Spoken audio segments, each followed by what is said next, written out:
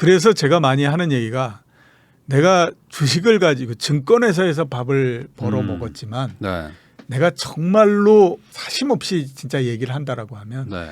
대한민국에서 주식은 정말 이건 투자할 가치가 없는 자산이야.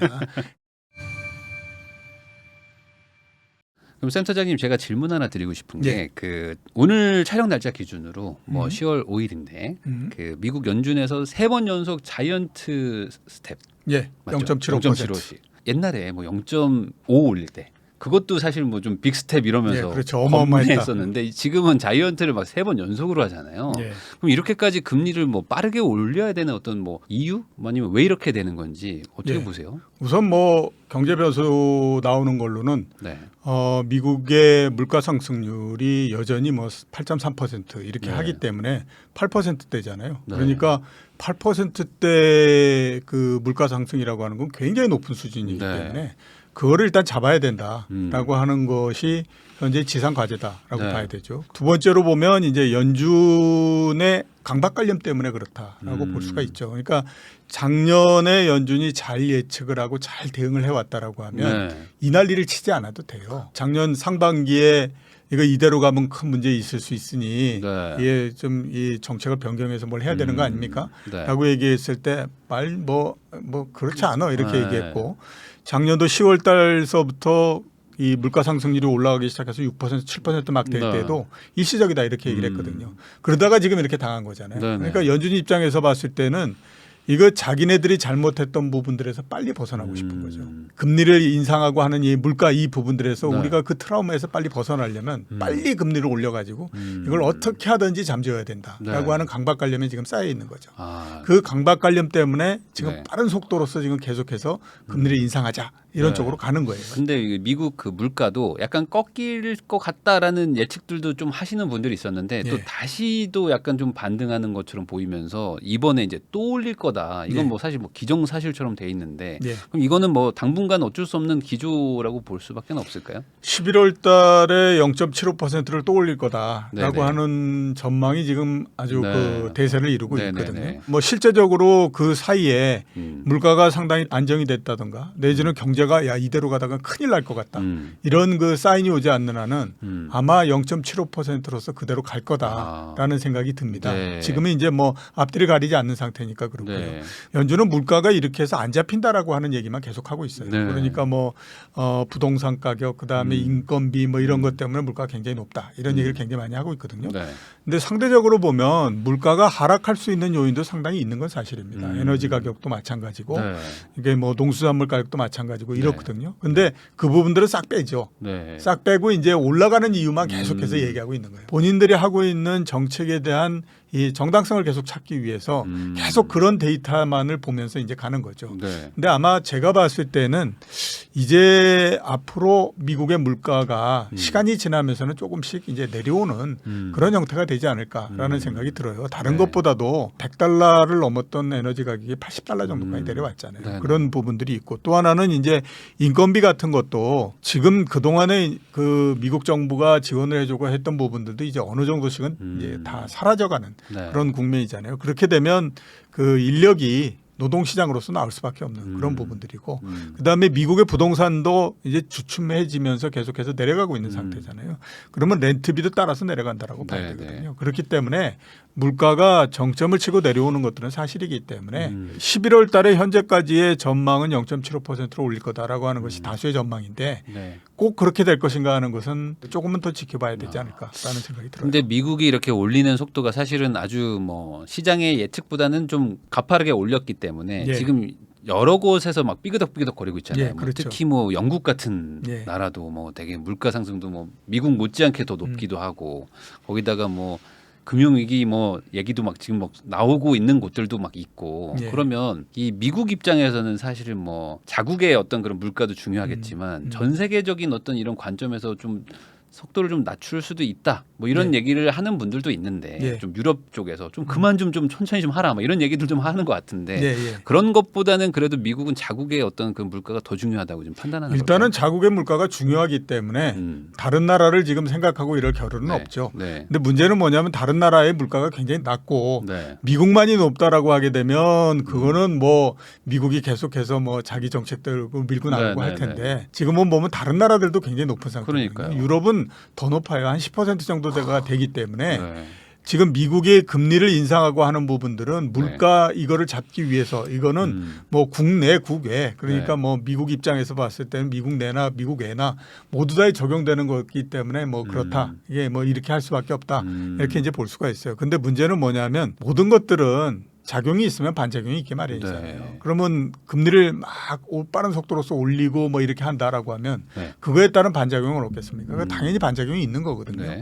그 반작용이 뭐냐면 가장 대표적인 형태가 경기의 침체 이런 부분들이잖아요. 네. 그다음에 이제 경기 침체가 심해지고 또 뭐 그런 상태에서 금리를 계속해서 높은 상태를 유지하고 그렇게 되면 네. 필히 어떤 나라든지 금융위기가 나든 외환위기가 나든 위기가 날 가능성이 있죠. 그게 이제 선진국이 몇 나라가 휩싸인다든가 이런 형태가 되면 이게 세계적인 문제로서 번져나가는 형태가 되거든요. 네. 그래서 경제가 굉장히 가라앉아 버리고 난 다음에는 미국 입장에서 봤을 땐 이건 물가 잡으려고 하다가 모든 거 다 엉망진창을 만들어 버릴 수 네. 있다. 이런 생각을 하게 되잖아요. 네네. 그렇게 되면 당연히 어떤 임계점에 도달하기 이전에 미국 연준 입장에서도 물가도 중요하지만 또 하나는 경기라고 하는 것이 완전히 엎어지면 안 된다라고 해야 되기 때문에 네. 그때는 정책을 바꿀 수 있는 거죠. 현재까지 11월 달에 0.75%를 올릴 네. 거다라고 하는 얘기가 대세이지만 네. 그게 그렇게 될 것인가 하는 것들은 현재 확신할 수가 없다. 왜냐하면 좀 전에 말씀하셨던 것처럼 영국이나 이런 데에 그 이 위기상 이런 네. 것들이 이렇게 될 줄 몰랐다라고 하는 정도로서 지금 진행이 되고 그러니까 있잖아요. 또 갑자기 또 그런 네, 얘기가 그렇죠. 또 터지고 거기에다가 미국의 그 여러 경제 지표들이 네. 갑작스럽게 안 좋아지거나 할 가능성도 상당히 있어요. 그렇기 때문에 연준 입장에서는 지금의 본인들의 생각 네. 이거를 계속해서 고수해 가거나 이르기는 어렵다라고 보입니다. 아니 그 아까 센터장님께서 말씀해 주셨듯이 그 파월이라고 그냥 부르겠습니다. 그분이 실책을 한번 했죠. 예. 실기를 해가지고 요번에 이제 제대로 해야지라고 하는데 이게 또 다른 실수일 수도 있다. 예. 오히려 너무 과하게 지금 올려가지고 경기 침체를 유발시킨다. 이것도 잘못이다라고 말하는 분들도 있단 말이죠. 그럼요. 그거는 네. 그 상당한 잘못이고요. 그러니까 네. 이런 형태잖아요. 어떤 사람이 내가 생각했던 거하고 상황이 반대로 가니까 네. 기다리다 못해서 그쪽으로 가요. 그러니까 이제 주식 같은 경우에 이게 뭐 나 오를 거다라고 생각했는데 시간이 지나서 조금씩 내려가기 시작해. 뭐 이러다가 올라가겠지 하는데 막 떨어져가지고 네. 그거 하잖아요. 그래서 이제 3,300이었던 주가가 한 2,100포인트까지 떨어져. 네. 그러니까 생각해 보니까 이게 뭐 자기는 어마어마하게 틀렸어. 근데 지금에서 이제 보니까 이거 주가도 더 오를 것 같지 않고 그러니까 여기서 이제 떨어진다라는 네. 쪽으로 이제 자기의 생각을 바꿔요. 네네. 그렇게 가면 어떻게 했습니까? 2,100에서 바꿨으니까 자기는 이게 굉장히 아무튼 강하게 얘기를 해야 되잖아요. 네. 그럼 여기서 어떤 얘기를 하냐? 주가는 1,500까지도 내려갔다. 뭐 이렇게 이제 가는 거예요. 네. 어느 순간서부터 다시 올라가기 시작해가지고 쭉 올라가 버리는 형태요. 그러면 이 사람은 한 번 틀리고 이쪽에 가서 또 틀리고 또 막 이런 틀리고. 형태가 되잖아요. 그러니까 연준도 마찬가지예요. 그렇게 될 수가 있어요. 지금 물가 이외에 다른 어떤 것도 생각하지 않고 막 덤비다가 그렇죠. 경기가 굉장히 침체되면 그 다음에는 이쪽에서 또 틀려버리는 형태가 되거든요. 그러니까 그거를 조심해야 되는데 네. 지금 연준은 그런 것들을 조심하거나 뭐 하거나 이런 생각을 잘 못하고 있는 안 그런 하고 그 있는 상태인 거죠. 것처럼 그러니까 보인다. 어떻게 보게 되면 지금 이런저런 뭐 경기가 나쁘고 또 뭐 세계적으로 위기가 오고 어쩌고 저쩌고 네. 막 이런 얘기가 나오는 큰 원인 중에 하나는 뭐냐면 연준에 대한 신뢰도가 이렇게 떨어진 적이 없었어요. 지난 한 40년 넘게서 네. 봤을 때 이렇게 연준이 바보스러운 적도 없었고 연준이 네. 이렇게 능력이 떨어진다. 그다음에 또 신뢰를 할 수가 없다. 이렇게 됐던 적이 없었거든요. 그게 지금이기 때문에 이런 겁니다. 네, 그러니까 결론은 그 신뢰도가 없으니까 얘네들이 뭘 하든지 지금 뭐 시장은 또 약간 좀 불신하는 것도 있고 그렇죠. 또 반대로 약간 여기서 말하는 걸 또 안 믿고 뭔가 다른 지표들을 보면은 여기에 좀 더 집중하는. 그러니까 예를 들어 뭐 지금 뭐 채권 금리 같은 것들은 뭐 이미 많이 빠지고 있다고 하는 것도 뭐 제가 들었거든요. 예, 예. 그러면은 미국에서는 뭐 계속 뭐 금리 올리고 한다고 하더라도 에이 그래도 뭐 내년이나 뭐 내후년 정도 되면 내리겠지 저거 뻥카야라고 뭐 시장이 반응한다 뭐 이런 얘기도 들었는데 예. 그런 것처럼 약간 시장은 지금 연준과는 약간 좀 다른 식으로 판단하는 그렇죠. 것도 있는 예, 거죠. 예, 예. 그러니까 그 9월 FOMC 회의가 열리면서 네. 거기에서 올해 연말에 미국의 기준금리를 4.4% 정도 될 거다라고 네. 얘기를 했잖아요. 네네네. 그러면 4.4% 정도 되면 제가 봤을 때는 이미 끝은 다 본 거다라는 생각이 들어요. 뭐 기준금리가 4.5, 뭐 4.4 이렇게 되면요. 더 이상 거기에서 추가적으로 올린다거나 이러기는 굉장히 어렵거든요. 그건 이 지금의 국면이 아니라 네. 과거의 국면에 봤을 때도 4%대 중반 정도 되는 기준금리는 굉장히 높은 상당히 거예요. 높다. 그렇기 때문에 거기에서부터 더 올라가기는 어려운 상태가 되는 거니까 이미 시장은 어떤 생각을 하냐면 그래 그 정도 수치가 이미 나오고 뭐 거기에 따라서 아무튼 9월 달에 주식시장이 엄청나게 안 좋고 했네. 그러면 이미 4.5%는 다 우리가 본 거다라고 생각을 하는 거예요.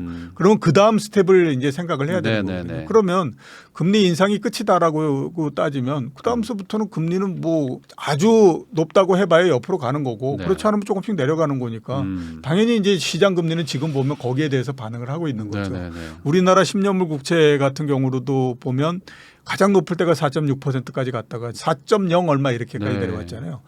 그 미국의 10년물 국채 수익률도 3.6%까지 올라갔다가 지금은 3.2, 3.3 여기까지 내려왔다고요. 네네네. 이게 왜 그러냐면 연준은 그렇게 얘기했으나 그렇게 얘기하면 그 정도가 꼭지지. 그러면 그 다음에 우리는 그 다음 스텝을 가야 되는 거야라고 해서 가고 있는 거기 때문에 시장이 움직이는 거하고 그다음에 연준이 어떻게 하겠다라고 하는 것이 꼭 같은 방향으로 가는 건 아니에요. 네. 예. 그러면 여기서 이제 궁금한 점이 미국이 어쨌든 지금 금리는 역전돼 있는 상태잖아요. 근데 또 올린다고 하면은 예.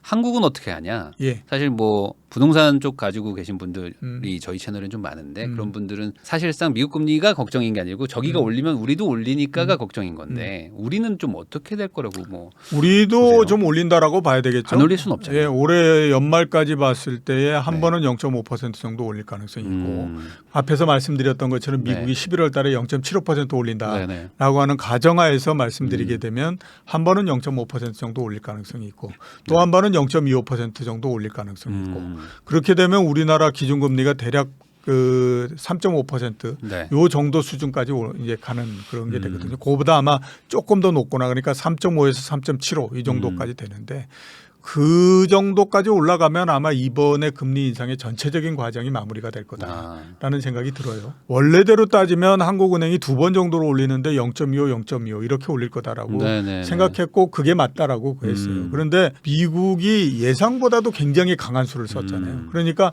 한국은행 입장에서는 그래 그렇다면 우리도 한 번 정도 0.5%를 더 해야지. 네. 이렇게 됐기 때문에 그 숫자가 바뀐 건데 뭐 그렇게 따진다고 하더라도 올해 연말 정도 되면 전체적인 금리 인상의 프로그램은 미국이나 한국이나 다 거의 마무리가 되지 않을까라는 생각이 듭니다. 그러니까 뭐 변수는 있겠지만 어쨌든 지금 정도의 상황이 뭐 유지된다고 보더라도 금리의 어떤 상승의 한계치까지는 거의 다 왔다. 예, 그러니까 그렇죠. 뭐 물가라는 건 사실 전년 대비 뭐 얼마 올랐다 이런 거잖아요. 예. 그러면 이제 물가 상승률이 뭐 2%로 낮아지더라도 작년이나 뭐 재작년 대비해서 물가가 비싼 건 맞잖아요. 네, 그렇죠. 그럼 반대로 물가가 빠지지 않는 한 과거의 물가로 체감되는 금액대는 아닐 거 아니에요. 계속 높은 상태가 유지되는 거면. 네.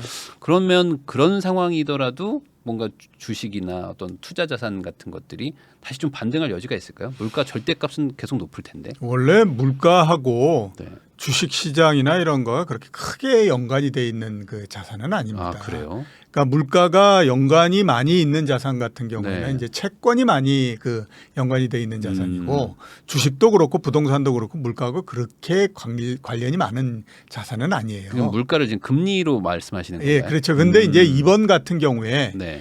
왜 물가가 이렇게 사람들의 관심을 네. 끌면서 네, 네.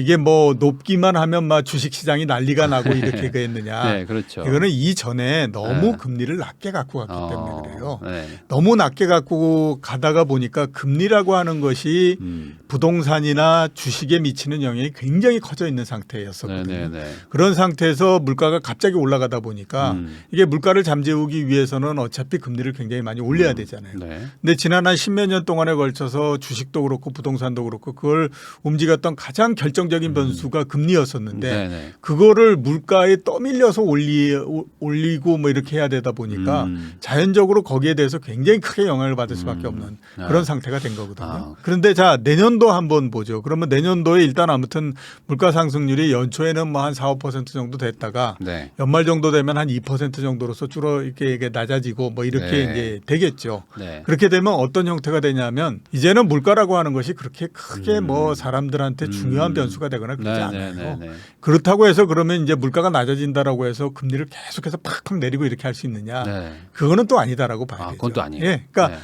금리 자체는 상당히 높은 수준을 일정 기간 동안은 갖고 가야 됩니다. 내년도도 그렇고 네. 그다음에 뭐 길게 되면 내후년도 상반기까지도 이번에 높였던 금리를 계속해서 갖고 가는 형태가 되거든요. 그거는 두 가지 때문이다라고 봐야 되는데 우선 네. 이제 보면요. 2000년도 이후에 연준이 두 번 금리를 굉장히 낮게 갖고 갔었는데 네. 두 번 다 결과가 안 좋았죠. 한 번은 2008년도 금융위기가 나버렸고 때. 두 번째는 지금처럼 물가 때문에 아무튼 연준 입장에서 봤을 때는 거의 지옥과 같은 그 시간을 유지하고 있는 거잖아요. 네네. 그러니까 두 번을 경험한 거죠. 아 이게 낮은 금리를 계속해서 갖고 간다는 것이 이게 결코 그렇게 바람직한 건 아니다. 이렇게 이제 생각하기 때문에 네. 당연히 그 이게 물가가 낮아졌다고 해서 금리를 팍팍 내리거나 이러기는 어렵고요. 아. 두 번째는 보면 이전에 몇 년 동안 그러니까 짧게 보면 코로나가 나고 나서 한 2년 네. 길게 보게 되면 그 미국의 금융위기가 나고 난 다음에 네. 더 길게 보게 되면 2000년 IT 버블이 터지면서부터 네. 그때 이제 굉장히 낮은 금리를 그 계속해 왔고 이렇게 했잖아요. 그 금리가 그게 너무 비정상적으로 낮았던 거예요. 너무 낮았다. 예, 그러니까 지금 이제 금리를 쭉 올리고 해서 네. 우리나라 기준으로 따졌을 때 한 3%대 내지는 한 2.5%에서부터 3%. 이 정도가 정상적인 금리인 거예요. 미국도 마찬가지로 기준금리면으로서 따졌을 때 3%대의 기준금리가 이게 정상적인 금리인 거예요. 그동안에 너무 낮았던 비정상이 이제 네. 정상으로 온 거거든요. 네. 그러니까 정상을 회복했기 때문에 여기에서부터 금리를 팍 또 다시 막 내리고 이러긴 굉장히 어려워요. 그게 되기 위해서는 경기가 엄청나게 안 좋고 막 이러는 게 돼야 되는 거거든요. 네. 그렇기 때문에 이게 물가라고 하는 것은 제가 봤을 때 시간이 지나면 낮아지고 네. 그렇게 되면 사람들의 기억에서 사라져버리는 형태가 되는데 사실 뭐 우리가 물가를 그렇게 그렇죠. 신경 쓴 적 예, 예. 없잖아요. 그렇다라고 네. 해서 금리를 굉장히 낮추고 이러는 것들이 나오지 않는다라고 봐야 된다. 그러면 과거에는 어찌됐든 경기 침체 같은 것들이 좀 이 이벤트가 갑자기 탁 터지면 금리를 막 급락시키기도 했었는데 예, 그렇죠. 그러면 만약에 이번에도 그 경기 침체가 막 그렇게 과하게 오면 모를까 그렇게 안 온다면 금리를 어느 정도 좀 유지하면서 가려고 할 예, 것이다. 그렇죠. 그 금리를 그렇게 갑작스럽게 굉장히 내리고 하려면 네. 유럽에 있는 선진국 몇 개가 날아가 버려야 되고요. 그러니까 이게 뭐 신흥국에서 어디 금융위기가 나고 이러는 것들은 뭐 네. 관심도 없고 네. 그러니까 뭐 영국을 비롯해서 유럽에 있는 몇 개 네, 나라 네, 아무튼 네. 그 남부 유럽 포함해서 한 네다섯 개 날아가 버리고 예전처럼. 예, 막, 아시아에 있는 주요한 나라들도 휘청휘청하고 막 이렇게 되면 이제 금리를 빠른 속도로서 내릴 네. 수 있는데 네. 그게 아니면은 그렇게 금리를 빠르게 내리기가 어렵고요. 내년도에 세계 경제 성장률이 마이너스 한 2, 3% 정도 되고 이렇게 되면 이제 아유 야 이거 큰일 뭐 났다. 초가상간 다 태우느니 네, 네, 네. 또 한번 해보자라고 나올 수 있는데 그렇지 않으면 그게 쉽지가 않습니다. 아 그러면은 지금 그 킹 달러 막 얘기하는 거 예. 이런 것도 사실 어찌 보면 뭐 금리 인상발 뭐 여러 가지 요인이 있어가지고 예. 뭐 하고 있겠지만 이 달러의 이 고공 이 행진도 계속 당분간 좀 갈 수밖에 없을까요? 아니요. 제가 봤을 때는 달러도 네. 지금 어느 정도는 거의 고점에 도달했다라는 생각이 많이 들어요. 아, 지금 1,450원, 30원 예, 왔다 예, 갔다 하고 갔다가 있는데. 네네. 이제 오늘 제가 들어오기 전에 보니까 1,407원, 6원 뭐 이 정도까지 내려왔더라고요. 또 떨어졌네요. 예, 이렇게 했는데 달러가 여기서 추가로 강세가 된다고 해봐야 그렇게 크지 않다라는 생각이 들고요. 아시아에서 외환위기가 나고 네. 했을 때 네. 그때의 달러 인덱스가 120 정도까지 갔었거든요. 이번에 많이 갔을 때 114를 좀 넘어서 115까지 갔었으니까 거의 그 수준 정도까지 간 거잖아요. 근데 그 아시아 외환위기가 나고 했을 때 여러 상황하고 지금하고를 비교해 보면요. 네. 그때하고는 비교할 수가 없을 정도로 달러 강세의 요인이 약해요. 그 당시에 보면 아시아에 있는 수없이 많은 나라들이 네. 막 날아가고 뭐 난리가 아닌 거였잖아요. 네네네네. 그러니까 안전자산을 찾아간다라고 했을 때가 그때가 지금보다도 훨씬 더 강했다라고 봐야 되고요. 네. 그다음에 그 당시에 미국 경제는요. 정말 전 세계에서 원탑이었어요. 음. 다른 어떤 나라도 쫓아오기가 힘들 정도로 네, 원탑이었고 네, 네, 그다음에 낮은 물가와 굉장히 높은 성장을 계속 지속을 하는 때였었거든요. 네. 그다음에 그 당시가 보면 그 IT 혁명이라고 하는 것이 미국을 중심으로 해서 진행됐던 때잖아요. 네네. 그러니까 달러가 강해질 수 있는 요인이 어마어마하게 강한 때였었어요. 근데 그때도 달러 인덱스가 120 정도까지 갔다가 120 그다음에 이었다. 꺾여 내려오는 형태였거든요. 네. 근데 이번 같은 경우에 115까지 갔단 말이에요. 네. 그러니까 여기서 추가적으로 더 그 하려면 정말 어마어마한 힘이 그 발동이 돼야 되는데 지금 미국 경제 상황을 봤을 때에 그 아시아 외환 위기가 나고 했던 97년도 이때하고는 비교할 수가 없을 정도로 약해요. 그러니까 여기서 추가적으로 간다라고 하는 것들이 쉽지가 않다라고 봐야 될 것 같고 네. 그다음에 그러면 만약에 달러가 강세에서부터 약세로 전환된다면 어떻게 될 거냐. 네. 전환되는 속도가 굉장히 빠른 속도로서 내려갑니다. 그러니까 아. 우리가 지금 보면 킹달러 얘기하잖아요. 어느 한 달 순간 정도 지나면 네. 언제 달러 강세써 어. 이런 그 생각이 들 정도로 굉장히 빠른 속도로서 전환돼 버려요. 왜요? 왜 그렇게 되는 거예요? 그게 가격 변수들이 가지고 있는 특징입니다. 그러니까 앞에서 말씀드렸잖아요. 97년도 외환위기가 나고 98년도에 네. 그 러시아가 모라토리엄을 선언했었거든요. 그때가 달러가 최고 강세였어요. 아. 그때 많은 사람들이 지금 달러 이외에 다른 어떤 자산도 없다라는 자산이 얘기를 없다. 했었어요. 네. 그러면서 비슷하네요. 예, 그렇죠. 그러면서 1998년도 말 네. 정도가 되면 네. 엔달러 환율이 180엔 정도까지 올라갈 거다라는 네. 얘기를 했어요. 네. 그리고 10월 달 됐었는데 음. 삐질삐질하면서 147엔에서부터 조금씩 내려오기 시작을 해서 네. 138엔 뭐 이런 정도까지 내려오더니 음. 나흘 사이에 138엔이었던 엔달러 환율이 110엔까지 한꺼번에 내려와 버리는 와. 형태가 됐었어요. 그래요? 그게 왜 그런 일이 폭락 벌어지느냐? 수준이네, 그 예, 정도면. 그게 왜 그런 일이 벌어지냐? 이게 전망이 네. 180엔 간다. 뭐 이렇게 음. 되잖아요. 그러면 거의 모든 그 외환 시장에서의 포지션이 달러를 모두 다 매수해 가지고 있는 포지션이 됩니다. 아. 그러니까 추가적으로 더 살 사람이 없는 살 사람이 형태가 없구나. 되잖아요. 거기에서 한번 딱 꺾여 버리니까 그 다음서부터는 이 가지고 있었던 달러를 팔기 위한 그 러시가 어마어마하게 빠른 속도로 네. 진행이 되는 거예요. 그러면서 네네. 나흘 사이에 137엔이 110엔까지 떨어져 버리는 음. 형태가 되잖아요. 네네. 지금도 보면요. 9월 달에 킹 달러니 어떠니 막 얘기 많이 했잖아요. 네. 그러면서 거의 모든 그 외환의 포지션 자체가 다 달러의 매수로서 다 가 있는 형태가 되는 거예요. 네네네. 달러 인덱스로 한 뭐 115 정도까지 갔다가 지금 조금씩 밀려서 110 정도까지 밀려 있는 그런 네. 그 상태거든요. 음. 여기서 조금씩 그 하다가 갑자기 맨 앞에 있는 사람이 아 이거 아닌 것 같아. 이거 더 이상 달러를 사줄 수 있는 사람이 없는 것 같은데 이런 생각이 들어서 막 내놓기 시작하잖아요. 그럼 그 다음서부터 그 전환의 속도라는 것이 어마어마하게 빠른 속도로 진행돼 버립니다. 야, 이게 금융 자산이다라고도 볼 수 있으니까 예, 그렇죠. 뭐 투매가 또 쉽게 일어날 수 있다. 그렇게 되면 어떤 일이 벌어지느냐? 갑자기 원 달러 환율이 올해 연말 정도 되면 1,250원 막 1,200원 초반 뭐 이런 형태로서 막 밀려버리는 형태가 돼요.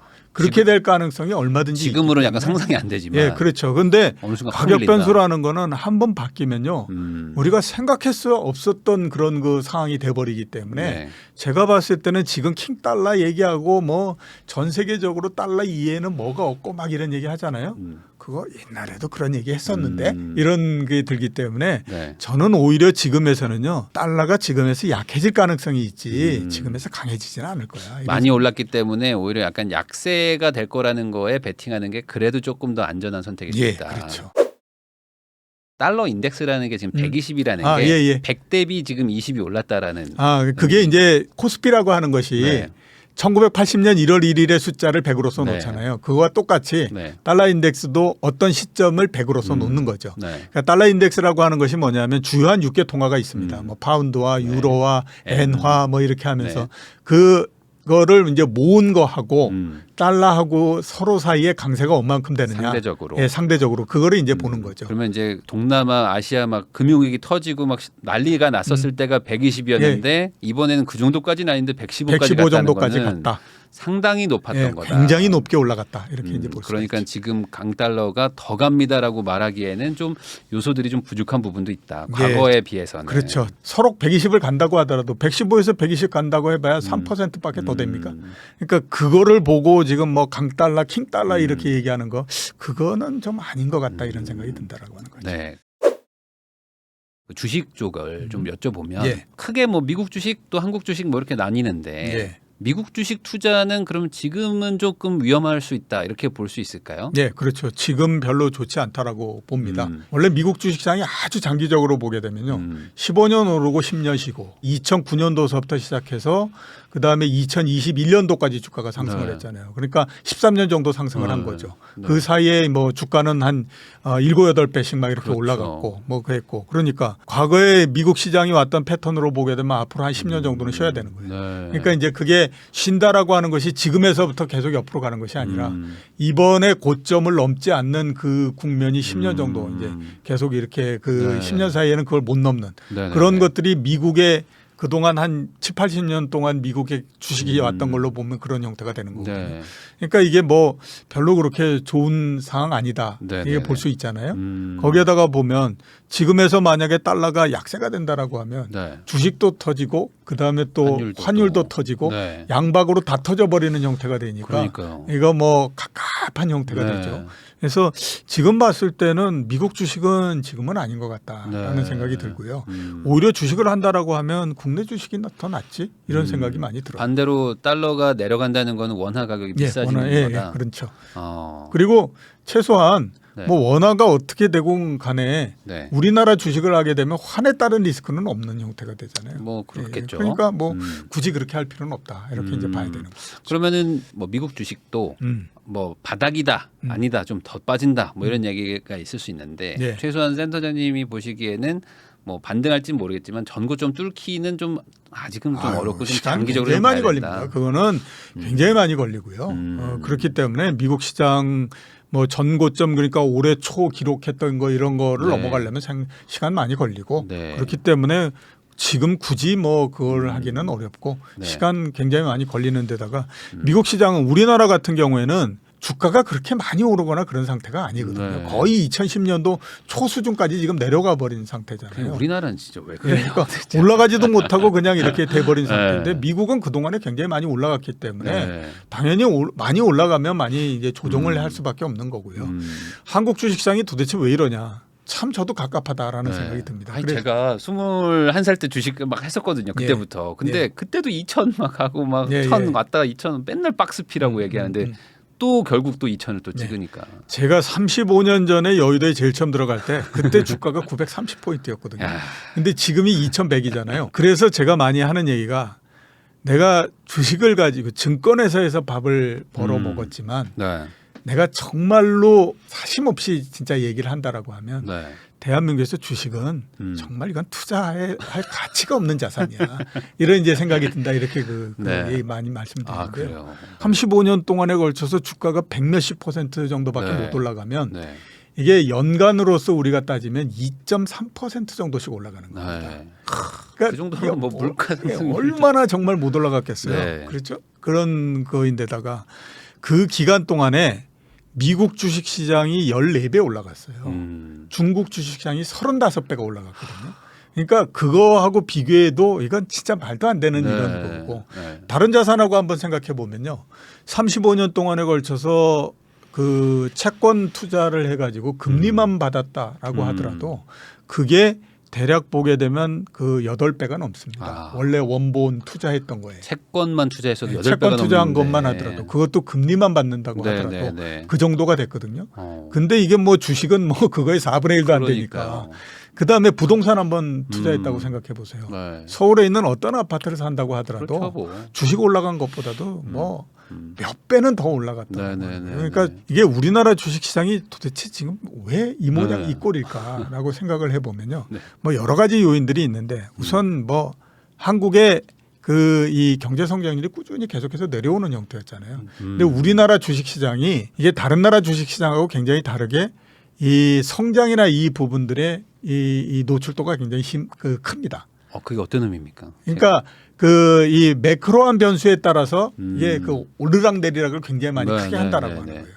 그 성장이 계속해서 둔화되고 한다라고 하는 아. 부분들이 이게 주식시장이 결코 좋은 부분 네. 이런 건 아니었다라고 네, 네, 봐야 네. 될 것 같고 두 번째는 보면 주식시장에 있는 내부적인 종목들이 꾸준히 계속해서 미국 같은 경우 바뀌어 왔죠. 아. 2000년도 같은 경우에는 네, 네, IT에서 그때 최고의 주식은 음. 뭐 시스코 시스템스였다 이렇게 얘기를 하고 네. 그다음에 그 10년 전이었던 1980년대 90년대에는 IBM을 비롯해서 뭐 이런 종목들이었잖아요. 네, 네, 네. 지금은 보면 그런 종목들은 힘도 못 씁니다. 그러네요. 뭐 다 아시는 네, 것처럼 뭐 테슬라니 무슨 뭐 그렇죠. 완전 또 바뀌었죠. 예, 그 구글이니 뭐 이렇게 음. 그거 하잖아요. 그러니까 미국에서는 시장을 끌고 가고 있는 종목들이 끊임없이 계속해서 바뀌었다라고 하는 거예요. 근데 우리나라는 시종일관 재벌이었잖아요. 네. 근데 그 재벌이라고 하는 것이 이제 보면 경제 전체적으로의 영향력은 굉장히 큰데 시장의 영향력이 계속해서 떨어지는 형태가 되죠. 그렇다 보니까 이제 뭐 플랫폼 기업들에 밀리고 이렇게 네. 가는데 그게 여전히 이제 계속 힘을 발휘하고 있으니까 네. 그런 면에서도 이제 안 되는 부분들이 있고 그다음에 천성적으로 우리나라 사람들이 이게 주식이나 이런 것들에 그렇게 이렇게 좋아하거나 이게 익스포저가 크거나 이런 형태가 아니죠. 아, 그러니까 이게 박스 피었기 때문에 주식을 싫어하게 된 싫어하는 건지 아니면 주식을 싫어하기 그러니까 박스 때문에 핀 그런 건지. 건지 이런 네. 거잖아요. 네. 정확하게 보게 되면요. 네. 주식이 어떤 나라 경제에서 큰 비중을 차지하고 있는 나라는 미국과 영국 정도밖에 안 돼요. 나머지 유럽에 있는 나라들 보세요. 독일이나 프랑스나 뭐 이런데 주식 시장이 그렇게 규모가 크지 않거든요. 네. 일본도 마찬가지잖아요. 그러니까 이 유럽에 있는 대륙권에 있는 나라와 이런 데는 대개 은행을 중심으로 해서 금융이 진행이 돼 왔기 때문에 네. 은행의 비중이 굉장히 크죠. 네. 일본이 그런 나라들의 금융 시스템을 들여왔고 그게 우리나라에도 그대로 전수됐기 때문에 네. 우리나라에도 보면 금융의 전체적인 형태가 자본시장보다는 은행을 중심으로 해서 진행이 되는 거예요. 그렇기 때문에 계속해서 이런 형태였는데 우리나라가 특히 그게 심하다라고 볼 수가 있죠. 그러니까 우리나라가 지금 뭐 미국하고 비교하니까 그런 거지 뭐 다른 나라들과 전체적으로 비교해 보면 뭐 우리가 뭐 도찐 개찐 뭐 비슷한 거다. 그렇죠. 뭐 예. 유독 뭐 우리가 뭐 아주 심각하게 나쁘거나 그런 건 아니고 미국이 너무 잘 된 예. 거다. 예. 이렇게 볼 수 있군요. 참고로 한화증권, 현대차증권, IBK 투자증권 리서치 센터장님이십니다.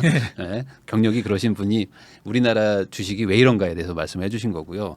아니 그러면 지금 어쨌든 또 박스피처럼 또 돌아가 버렸는데 네. 이게 또 장기적으로 또 가나요? 과거처럼 또? 앞으로 한 10년 후에 어떻게 되느냐 그거는 뭐 소설 쓰기니까 네. 그 뭐 그렇게 말씀드릴 수는 없을 것 같고 네. 일단 내년도 짧으면 내년도 상반기까지 길면 내년도 전체적으로 그러니까 지금서부터 따져서 한 1년 조금 넘는 기간이지 않습니까? 그 시간 동안에는 주가는 일정하게 바닥을 계속해서 다지는 박스권 네. 이거를 벗어나기는 굉장히 어렵다라고 봐야 되겠죠. 네. 그러니까 이번에 뭐 한 2,100포인트 여기까지 내려가고 뭐 이렇게가 있으니까 만약에 한 2,000포인트 정도에서부터 따져보면 네. 위로 따졌을 때 한 뭐 2,300, 400 뭐 이런 정도 이거에서 벗어나지 않는 형태로 1년 막 이런 넘게 이렇게 바닥을 네. 쫙 이렇게 만들어가는 그런 형태가 될 거다라고 네. 생각이 됩니다. 아, 그러면 또 반대로 이렇게 환율이 높았던 거 이게 또 우리나라 기업들한테는 또 수출 위주다 보니까 또 아주 실적이 좋은 영향을 줄 것이고 근데 이게 바로 반영되는 게 아니라 조금 있다 반영되기 네. 때문에 이제 우리나라 기업들이 이제 본격적으로 실적이 좋아지는 시즌이 올 것이다. 그러면서 좀 약간 주가가 좀 같이 좀 따라 올라갈 수도 있다. 이렇게 얘기하시는 분들도 있는데 그거는 뭐 시간이 상당히 좀 지나야 되죠. 아, 당장은 좀 그거는 어려울 수도 아무리 빠르게 온다고 하더라도 2024년 돼야 되고 아, 좀 더 늦다라고 하면 그거보다 더 늦게 돼야 아. 됩니다. 지금 당장에는 네. 이익이 굉장히 많이 줄어드는 형태로서 가기 때문에 네. 그거를 지금 이제 버텨야 되는 그런 그 국면이거든요. 2021년도에 우리나라의 상장 기업의 그 영업이익이 242조 네. 사상 최고로 가장 많이 발생을 했거든요. 그리고 주가가 지금 내려왔잖아요. 네. 지금 아마 시장에서 이익 전망은 242조에서부터 따져가지고 최소한 40% 정도는 감익한다. 많으면 50%도 감익한다.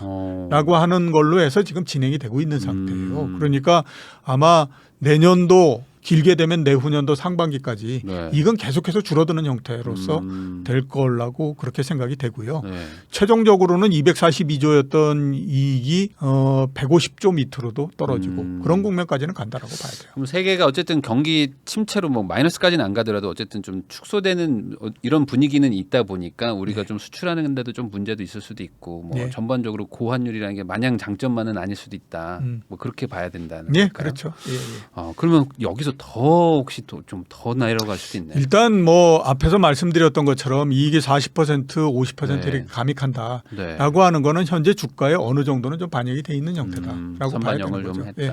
그러니까 주가가 2010년도서부터 한번 보면 2011년도서부터 시작해서 중간에 뭐 한번 2,600까지 올라갔다가 잠시 뭐 이렇게 네. 한 적도 있지만 네.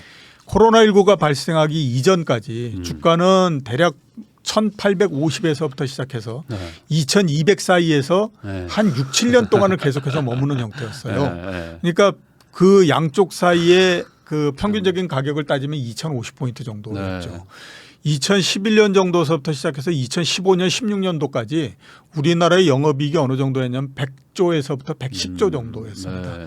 근데 그 사이에 주가가 그렇게 오랜 시간 동안 있었다라고 하면 일단 우리나라의 펀더멘탈상 봤을 때에 아주 펀더멘탈이 크게 훼손되지 않는다라고 하면 주가는 2,050포인트 정도고 그 정도. 그다음에 그때의 이익이 110조 뭐 이렇게 됐으니까 네. 그 정도까지 그 한다고 하더라도 그거는 버텨내갈 수 있다라고 봐야 되는 거잖아요. 네네네네. 그러니까 242조가 비록 150조가 되고 뭐 더 내려가서 140조가 되고 뭐 이렇게 된다고 하더라도 이미 그 부분만큼을 주가는 다 반영을 해본 그런 그 상태이기 때문에 네.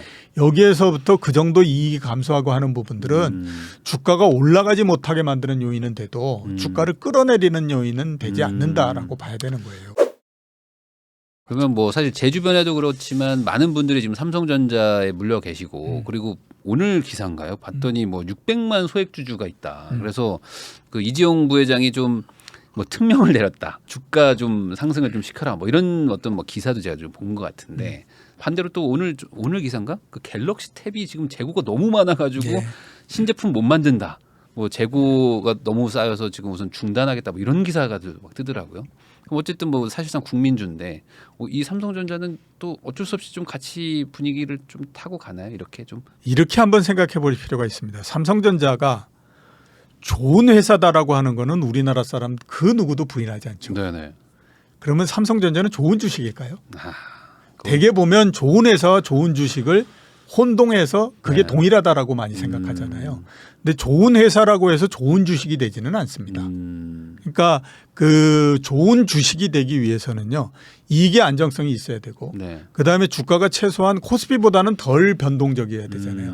근데 삼성전자는요. 변동성에 대해서는 타의 추종을 불허합니다. 지금은 그래도 옛날에 비해서 많이 줄어들었지만 네. 옛날에는요. 한번 반도체 경기 사이클이 끝나고 내려가기 시작하면 주가가 70%씩 하락하고 있었어요. 네. 그러니까 그런 주식은 결코 그렇게 좋은 주식은 아니에요. 그러니까 삼성전자가 경기가 좋을 때는 굉장히 많이 상승을 했다가 네. 그러니까 뭐 2배, 3배, 4배 막 이렇게 올라가고 그다음에 경기가 나빠지면 한 70% 정도씩 막 떨어져 버리고 막 이런 형태였거든요. 그러니까 좋은 주식은 아니다라고 봐야 되는데 자 그래서 제가 작년도 뭐 그래가지고 주가가 9만 원 뭐 한 다음에 뭐 12만 원을 간다 뭐 12만 전자 뭐 이렇게 네네네네. 얘기하고 했을 때 글쎄 뭐 그렇게 갈 수도 있겠지만 내가 봤을 때 그거는 너무 과한 것 같은데 왜냐하면 삼성전자는 좋은 회사일 수는 있지만 좋은 주식은 아니야. 네. 그다음에 또 하나는 뭐냐면 모든 반도체 애널리스트들이 앞으로 굉장히 오랜 시간 동안에 걸쳐서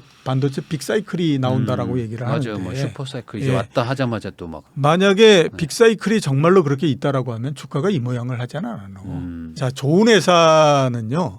이럴 때 주식을 사야 된다라는 생각이 많이 들어요. 네네. 그러니까 만약에 이제 5만 원대 초반 5만 뭐 1,000원 그다음에 뭐 4만 얼마 이렇게 하면 그때 삼성전자를 무서워하지 말고 그때의 주식을 사시는 게 맞고요. 그건 왜냐하면 좋은 회사이기 때문에 그렇고 대신에 그게 올라가서 한 뭐 6만 원을 바라본다 이렇게 네. 되면 그때는 팔아야죠.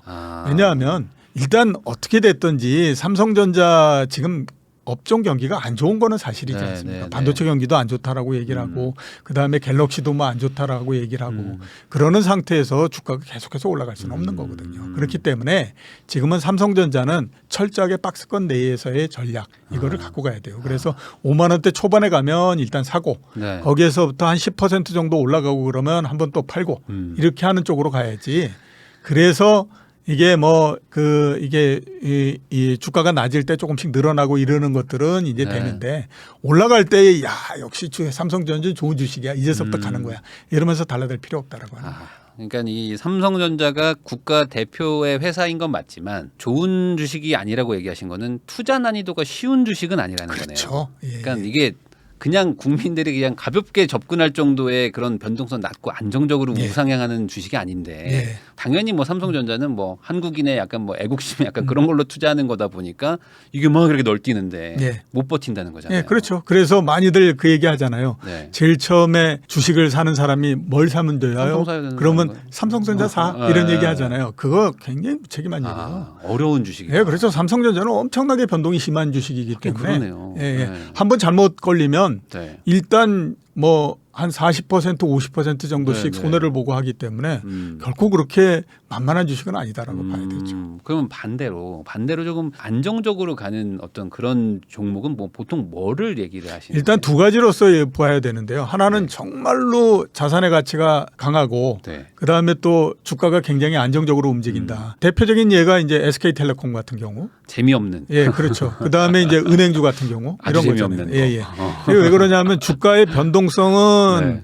코스피 변동성의 절반 정도밖에 안 되고 대신에 이제 배당 수익률 이런 것들이 굉장히 높잖아요. 네네네. 지금은 한 4%뭐 이렇게 네. 넘으니까 그런 측면에서 봤을 때 이거 괜찮은 주식이다. 이렇게 이제 봐야 되는 그러니까 거죠. 오히려 초보자들은 그런 예, 예, 거를 그렇죠. 좀 좋아해야 예, 예. 되는 건데 거기에서 이제 조금 더 또 좀 안정적인 주식이 없을까라고 네. 생각하면 앞으로 미래에 이런 것들이 핵심적인 산업이 될 거다라고 하는 거. 지금으로 보면 이제 2차 전지 2차 전지. 뭐 이런 거잖아요. 이게 미래에 어떤 모습이 나온다라고 생각하니까 계속 사람들이 거기에 대해서 기대를 하거든요. 관심도 많이 그렇게 가지고. 되는 거예요. 그러니까 LG에서 가는 그 2차 전지 회사 네, 네. 보면 주가가 굉장히 이번 같은 경우에도 보면 안정적으로 계속해서 올라가잖아요. 네. 그죠? 네. 그러니까 그런 것들 때문에 그러는 거죠. 그러네요. 이게 어찌 보면 회사의 그 네임 밸류 네. 같은 거보다도 네, 지금 이제 네. 생각났네요. 엔서. LG 에너지 솔루션. 네, 그런 거보다도 이제 그 시황이나 이런 것들이 좀 안정적으로 쭉 가는. 사실 삼성전자는 되게 부침이 심할 수 있잖아요. 소비자들한테 직접 네. 팔아야 되고 거기다가 또 경기도 많이 타는 민감주인데 그런 의미로 보면은 좀 좋은 주식은 좀 다른 의미일 수 있다. 그럼 아까 그 약간 배당 얘기도 하셔가지고 사실 요즘에 채권 사라는 분들이 좀 있어가지고 예. 그리고 채권이 괜찮다. 요즘 같은 분위기에 채권보다 더 괜찮은 거 찾기 쉽지 않다는 얘기 하시는 분들도 많거든요. 채권 어떻게 보세요? 지금 좋죠. 왜냐하면 국채 수익률이 말씀드렸던 것처럼 4%를 넘는 상태니까 네. 그러면 회사채 같은 경우에는 5%를 넘고 뭐 이렇게 되거든요. 네. 그러니까 예를 들어서 보면 무슨 뭐 신한은행 네. 그 하면 신한은행이 부도날 리는 없지. 그러진 않겠죠. 뭐 이렇게 되지 않습니까? 그런데 그런 회사들의 채권이 네. 5점 몇 % 이렇게 되고 네. 그 다음에 뭐 이렇게 된다라고 하면 그거는 뭐 굉장히 좋죠. 우리나라의 주식이 장기적으로 봤을 때에 채권을 비트했느냐? 네. 비트 못했다라고 하는 거예요. 그러니까 그거는 특정한 시간을 집어넣지 않는 한은 네. 항상 채권보다는 주식이 그 좀 주식의 안 좋았다. 수익률이 낮았어요. 2011년도에 우리나라의 주식시장 주가가 그때 얼마였냐면 2,100 정도였거든요. 네. 지금이 2,200 좀 되잖아요. 네. 그러면 따져보면 5%가 안 되죠. 그러면 연간으로 따져보십시오. 0.5%가 안 돼요. 그 사이에 금리는 2010년도, 2011년도 이럴 때 A급 회사채 수익률이 얼마였냐면 9%가 넘었었어요. 네. 그게 아주 내려왔을 때도 보면 2% 어느 정도 됐다가 지금 6%거든요. 네. 그렇게 따져보면 이거는 비교가 안 되는 비교가 안 거예요. 되겠네요. 그러니까 이게 왜 그런데도 불구하고 자꾸 주식 이렇게 가냐. 심리 중에 어떤 심리가 있냐면 내가 하면 뭔가 다를 거야 라고 하는 심리가 있는 거예요. 그다음에 10년을 보고 이렇게 가는 것이 아니라 당장에 이게 뭐 이렇게 되잖아 이렇게 가잖아요. 또 근데 빨리 움직이니까. 예, 그렇죠. 근데 오랜 시간을 놓고 보면 그런 결과였다라고 하는 거예요. 그런 것을 따지면 지금 이 높은 금리가 됐는데 네. 이게 뭐 나쁠 게 뭐 있겠습니까? 그러니까 아까 말씀하신 걸로 보면 여기서 금리가 올라도 조금 더 오를 거고 예, 아마 그렇죠. 장기적으로는 좀 내려갈 가능성이 더 거니까. 많은데 예. 그러면은 자연스럽게 여쭤보고 싶은 거는 그럼 채권도 좀 단기가 있고 중기 있고 장기 있고 뭐 이러는데 예. 그러면 지금 금리는 상당히 높은 편이다. 긴 거를 사는 게 예, 그렇죠. 아무래도. 좀 긴 거를 사는 게 낫죠. 음. 국채도 상당히 긴 거 사는 게 네. 낫고, 네. 그 다음에 이제 공기업이 발행한 채권 이런 것들도 긴 거 좋고요. 네. 장점 중에 하나는 뭐냐면 세금을 매길 때 그 세금은 그 표면 금리로 하거든요. 네. 그러니까 채권에 우리가 이걸 제일 처음에 아. 발행하면서 몇 퍼센트를 주겠다. 네네네네. 근데 그 발행 금리가 대개 보면 1.5%, 1.2% 이렇게 갑니다. 네. 근데 지금 내가 받는 이 금리는 5% 이렇게 받거든요. 네네. 그러니까 5%를 받는다고 하더라도 세금은 내가 또- 내야 되는 세금은 1.5%를 가지고 계산을 하는 거예요. 어. 오히려 또 보게 되면 세금 측면에서도 상당히 괜찮네요. 이 긍정적인 그 부분들이 있기 때문에 네네. 그런 측면에서 봤을 때는 지금 장기채 이런 것들을 투자하는 것이 낫다라고 봐야 되는 거죠. 아니 그 얼마 전에 그 세 번째 위기 세 번째 기회라는 책 뭐 공동 저자로도 책도 내셨는데 그럼 결국에 이번에 이제 세 번째 위기이자 기회일 수도 있다. 예. 뭐 이런 의미로 받아들여지거든요. 네, 그렇죠. 예. 그러면 이럴 때 좀 유용한 어떤 투자는 그리고 이럴 때 유용한 기회를 잡는 방법은 그러면 좀 채권 쪽이라고 좀 봐야 돼요. 우선 아무튼 지금에서 네. 금리가 높기 때문에 나는 그래도 확실한 그 안전하게. 수익과 네. 그다음에 안전하게 가겠다라고 네. 하면 지금에서는 뭐 채권을 피해야 할 이유는 전혀 전혀 없다라고 없고. 봐야 될 것 같고요. 그다음에 이제 주식 같은 경우를 보더라도 아까 말씀드렸잖아요. 네. 좋은 회사는 가격이 낮아졌을 때 사야 된다. 음. 삼성전자도 지금 같은 때 사야 된다라고. 오히려 하는 거예요. 지금 예, 그러니까 그다음에 물려 있는 분들은 어쩔 예, 수 없지만 그렇죠. 지금 새로 사는 그다음에 분들. 그 주식도 지금 같은 때 해야 된다라고 하는 거예요. 그래야 이게 이렇게 수익을 내고 뭐 이렇게 가지. 뭐 많은 분들이 작년도 주식시장이 좋고 막 했을 때 한국 주식시장이 어떻게 뭐 바뀌었고 그다음에 뭐 그렇기 때문에 뭐 그러니까요. 시간 나고 때 날 때마다 주식을 사셔야 되고 뭐 그다음에 또 뭐 생활비를 아껴서 주식을 사야 되고 뭐 이런 얘기 하잖아요. 제가 그 얘기를 들으면서 야 정말 참 무책임한 얘기들을 하고 앉아 있다. 우리나라는 박스피다. 예, 이런 생각을 굉장히 많이 했거든요. 15년 동안에 걸쳐서 보면 주가가 한 번 정도 3천 갔다가 다시 또 2천 와 있는 거예요. 15년 내내 지금 2천에서 그냥 머물고 앉아 있는 거예요. 때날 때마다 주식을 사고 어쩌고 이 네. 얘기했다가 그대로 했으면 가장 낮은 수익에서 지금 헤매고 있는 거죠. 근데 그러니까요. 지금은 보면 주가가 낮아진 상태이기 때문에 지금 정도에서는 한번 해볼 수 그래도 있어. 좀 해볼 수는 있다. 그러면 이번에 좀 부동산 좀 여쭤보고 싶은데 부동산은 사실 수치상으로 봤을 때는 그 뭐 암호화폐나 뭐 아니면 뭐 코스피, 코스닥, 뭐 S&P 뭐 이런 거 빠진 거에 비하면은 사실상 뭐 지금 버티고 있는 수준처럼 보이거든요. 그런데 뭐 다들 얘기하는 것처럼 뭐 부동산만 버틸 수 있냐? 쟤도 언젠간 또 빠지는데 마침 이번이 또 금리도 많이 올라가고 하니까 못 버티면서 좀 던지는 물건들도 나오고 예. 이게 하락의 초입이다라고 생각하는 분들도 있는데 어떻게 보세요? 지금 국면은 네. 제가 봤을 때는 초입의 국면입니다. 어. 그리고 초입의 국면이다. 그리고 이번에 왜 하락하느냐? 네. 물론 이제 뭐 금리를 올렸기 때문이다. 이렇게 이제 하지만 그거는 일종의 하락을 만드는 데의 트리거 역할을 한 거고요. 네. 가장 큰 그 영향이 뭐냐면 가격이 너무 높아졌기 때문에 그래요. 가격이 너무 높아져서 내가 견디기가 굉장히 어려운 상태가 돼버린 거죠. 네. 그렇게 되면 그 다음에는 그 가격을 견디지 못하거든요. 그러면 어떤 다른 요인을 찾는다고 하더라도 그거에서 가격이 이게 밑으로 내려가는 그런 네. 그게 온다라고 봐야 되거든요. 그게 이제 지금 이제 진행이 되고 있는 거다. 네. 그러니까 즉 자기 가격을 못 이어 가지고 아무튼 허덕허덕대고 있는 상태이기 네. 때문에 어느 정도는 된 것 같아라고 생각하는 시점이 될 때까지 가격은 내려갈 수밖에 없다라고 하는 거예요. 네. 그게 지금 이제 시작되고 있는 거다. 이렇게 봐야 되는 거죠. 그러면은 사실 30-40%라는 거는 엄청난 하락이잖아요. 사실 예. 생각해 보면 예. 그리고 이제 그 부동산들 보면 이제 대출도 있고 한데 그러면 사실상 거의 다 대부분 깡통 주택처럼 돼버릴 수도 있는 상황인데 그 정도면 대단한 폭락이라고 저는 좀 느껴지는데 그렇게까지 올 수밖에 없다. 우리나라에서 네. 부동산 가격이 하락을 했던 크게 네. 하락을 했던 경우가 두 번 있습니다. 네, 물론 네. 중간중간에 뭐 외환위기가 조금씩 발생하고 뭐. 금융위기가 발생하고 했었던 게 있었는데 네. 그거는 일시적인 거고 그거는 비정상적인 그 요인에 의해서 생긴 거니까 네, 네. 그건 제외하고 한 번은 언제냐면 91년도서부터 내려가기 시작을 했죠. 네. 그 전에 한 6년도서부터 엄청난 폭등. 어마어마하게 급등을 해가지고 네. 91년도에 꺾여 내려오기 시작을 했거든요. 그때 이제 우리가 그 KB에서 나오는 그 지수 있지 않습니까? 네. 그걸로 따졌을 때 대략 한 18% 정도 하락을 했어요. 근데 그때의 실거래 가격으로 대략 40% 넘게 하락을 했습니다. 네. 그때 대치동 음마 아파트 31평짜리가 2억 8천에서부터 시작해서 1억 3천까지 떨어졌으니까요. 그 정도 내려갔었고요. 두 번째 이제 하락이 2011년도에 시작해서 네. 한 2년 반에서 3년 정도에 걸쳐서 꾸준히 계속해서 내려왔거든요. 그때 이제 지수면으로서 한 9% 정도 하락을 했고 실거래 가격이 30% 정도 하락을 했었습니다. 네. 그러니까 한 번 시작하면 일단 실거래 가격으로 그 정도 떨어진다라고 일단 봐야 돼요. 네네. 그러니까 이번 같은 경우에도 그런 정도 내려간다라고 일단 봐야 돼요. 그러니까 이제 왜 그런 정도 내려가냐? 우선 네. 이제 한번 보면 원래 코로나19라고 하는 것이 없었으면요. 네. 코로나 그 2000년도 초서부터 부동산 가격은 거의 이제 피크점에서 이렇게 이제 그 이 끝나는 형태였었어요. 네네. 그러니까 2019년도 한 11월 달서부터 네. 코로나19가 발생하기 바로 직전인 2022년도 네네네. 2월 달까지 4개월 동안 네. 서울 지역에 있어 아파트의 그 4개월 동안 상승률이 얼마냐면 4개월 동안 1% 정도밖에 안 됐었어요. 네.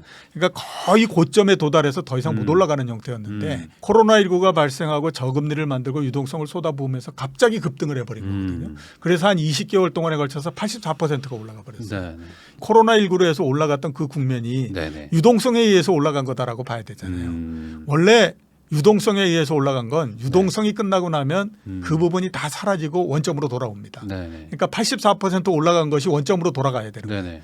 그거를 역으로 환산해 보면 고점에서부터 따졌을 때 거의 한 35%에서 40% 정도 돼요. 네. 그런 옛날에 우리의 역사적으로 한번 조정을 했을 때 떨어졌던 부분, 네. 그다음에 유동성에 의해서 올라갔던 부분이 원상태가 되는 네. 부분, 이런 거를 따지게 되면 그 정도 내려가면 일단은 이제 그 끝이 난다라고 봐야 돼요. 그러면 반대로 아까 실거래가 기준으로 얘기를 하시는 거니까 예. 그러면 특정 지역들은 지금 최고가 대비 예. 막 30% 20% 빠진 막 금매 물건들 막 지금 거래되고 예, 있단 그렇죠. 말이죠. 예, 예, 그럼 예. 그런 것들이 어찌 보면 이제 하단을 형성하는 거고 이게 예. 좀 많아질 거다. 예. 이런 이 정도 거래들이. 그러니까 이제 지금 뭐 그래가지고 언론에 뭐 그래서 네. 어떤 단지 뭐 네. 몇 억이 몇 억이 빠졌다 이러는 빠졌다잖아요. 거잖아요.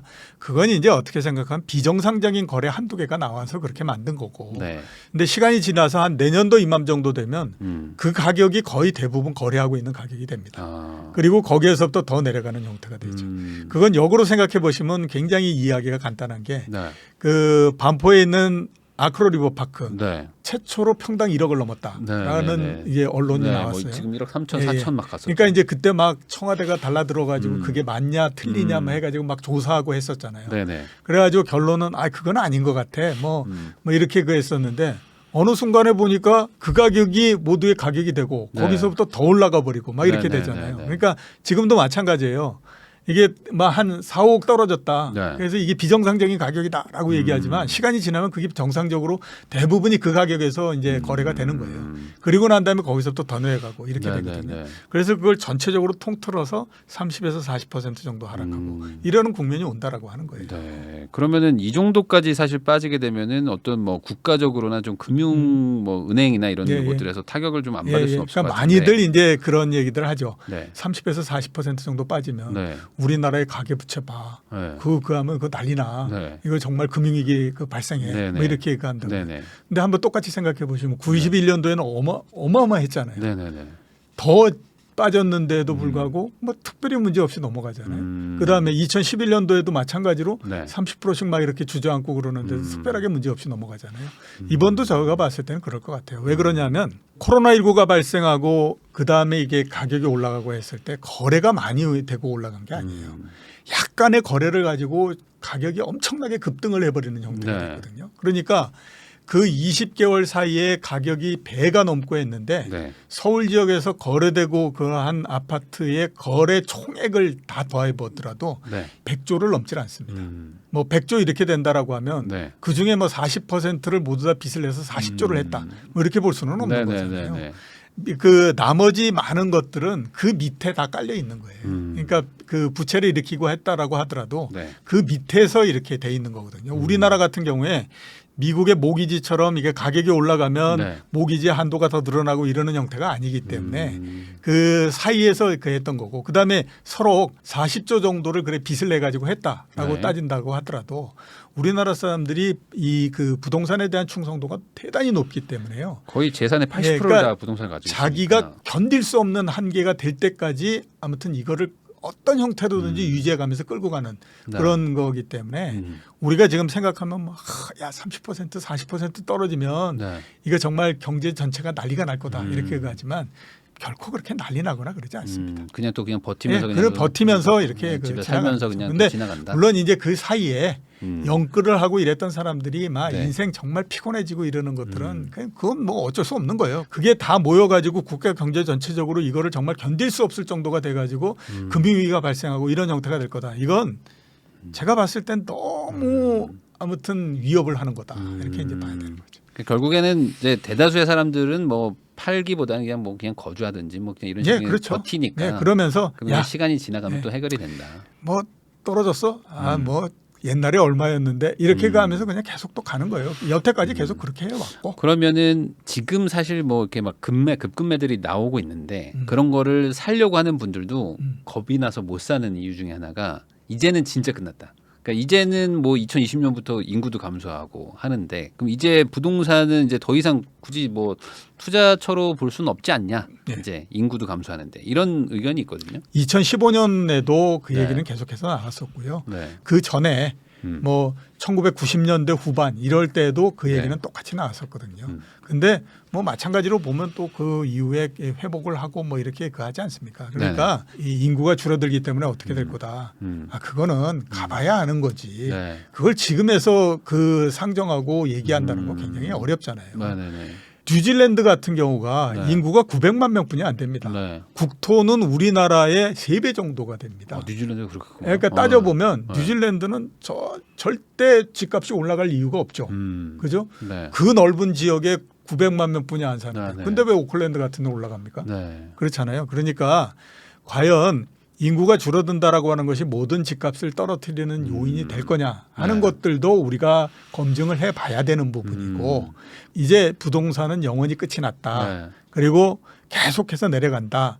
이렇게 생각하고 가는 것 자체는 지금에서 그게 꼭 맞는 거는 아니다라고 봐야 된다. 근데 이제 또 우리 바로 옆에 또 일본이 예, 있으니까 그렇죠. 예, 또 예. 일본이 또 보여준 게 있다 보니까 또 그런 얘기를 하시는 것 같은데 예. 또 일본은 또 특정 지역들은 또 올라가기도 하고 예. 막 하는 게 있다 보니 일본은 굉장히 스페셜한 케이스예요. 특별한 경우이고 네. 그다음에 유럽이나 이런 데도 마찬가지로 인구가 뭐 불안정하고 그다음에 또 뭐 그 성장이 굉장히 약하고 이런 나라들도 네. 일본처럼 꼭 그렇게 되는 건 아니거든요. 그러니까 우리는 옆에서 봤기 때문에 아 일본의 케이스가 모든 거에 그 스탠다드다. 네. 그러니까 이게 표준적인 형태다 일본 이렇게 이상한 가지만 거다.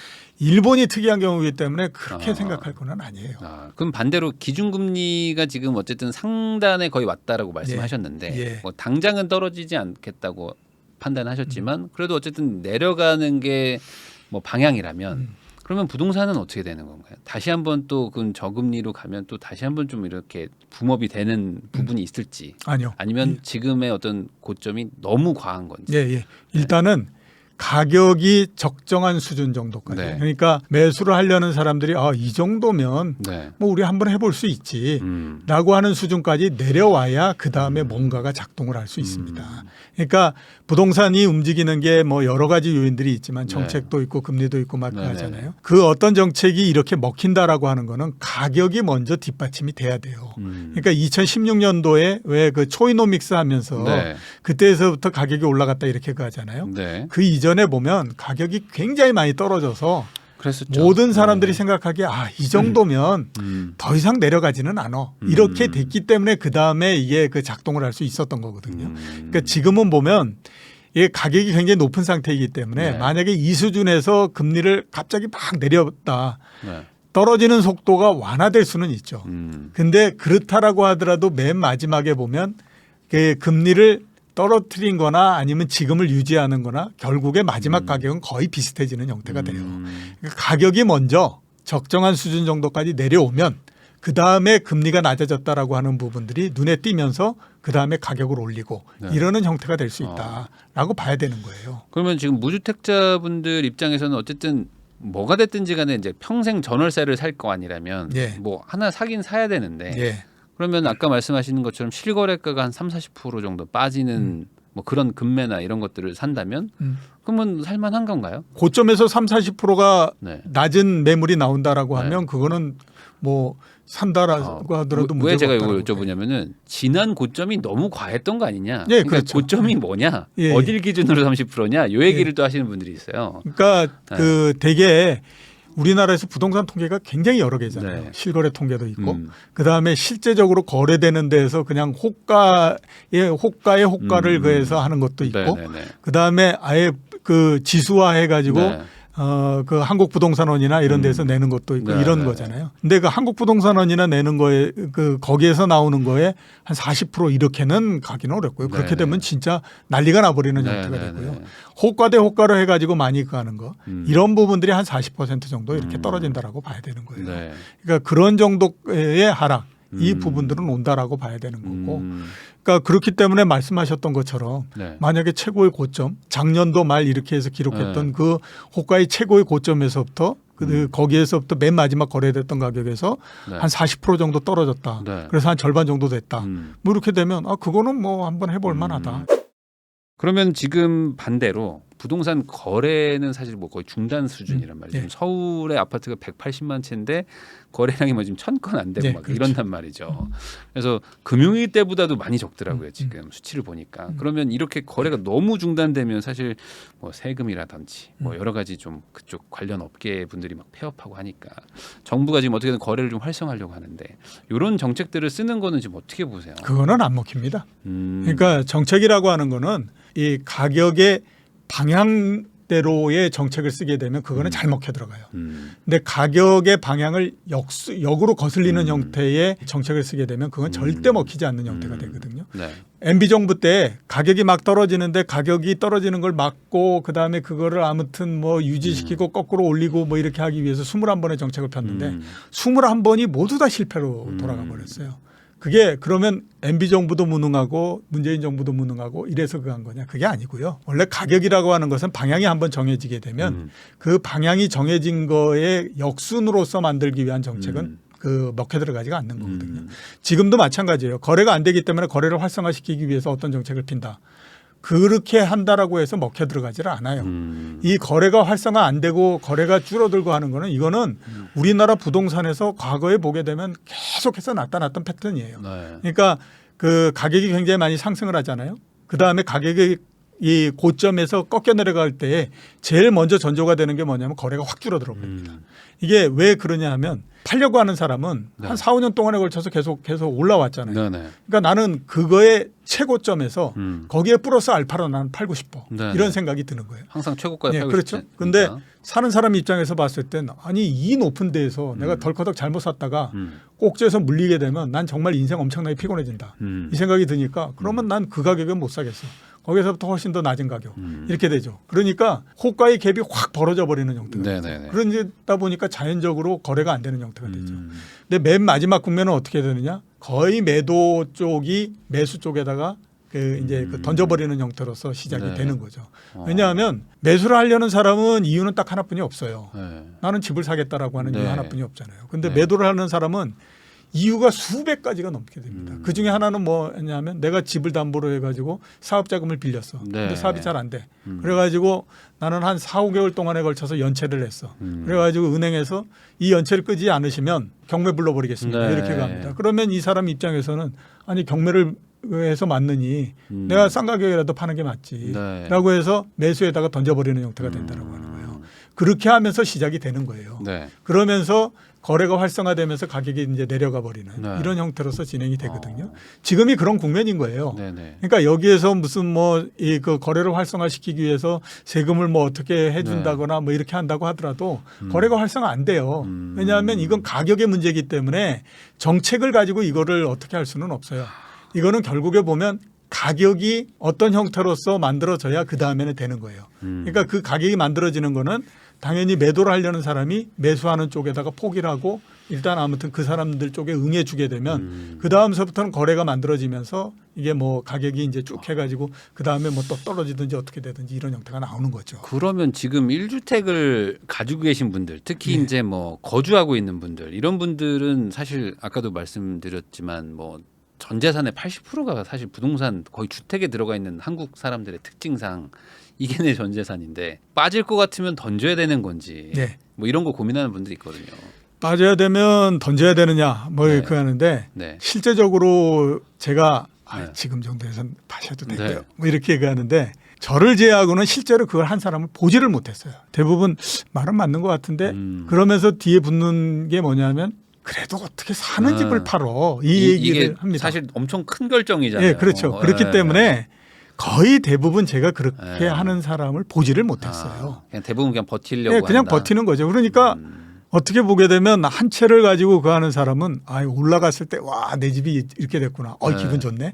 그다음에 떨어지면 떨어졌네. 뭐 이렇게 되고 그렇게 해서 그냥 계속 가고 있는 네. 그런 그 형태거든요.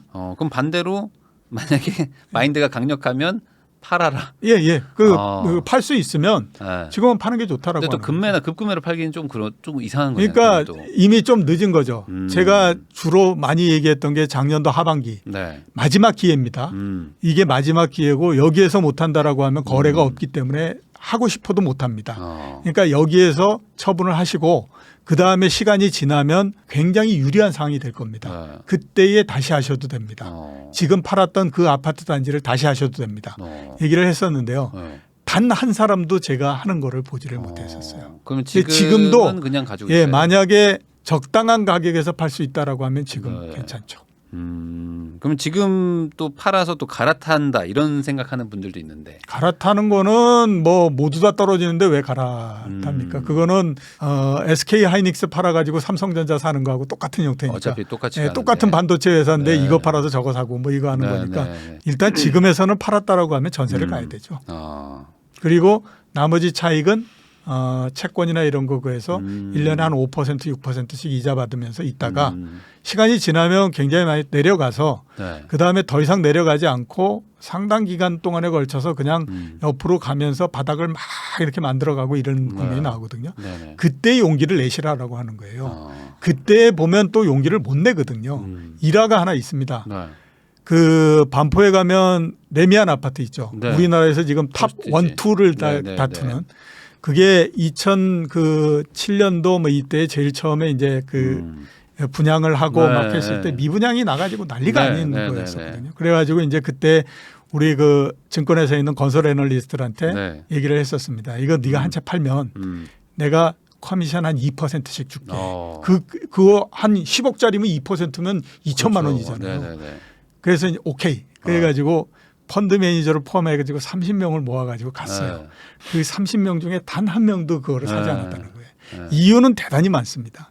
저 터미널 옆에 있어서 네. 뭐 먼지가 많고 왜 안 되는가 하는 것만을 계속 따져간다는 네. 거예요. 그러니까 살 때에도 용기를 내야 됩니다. 네. 이 정도면 내가 봤을 때 무난해.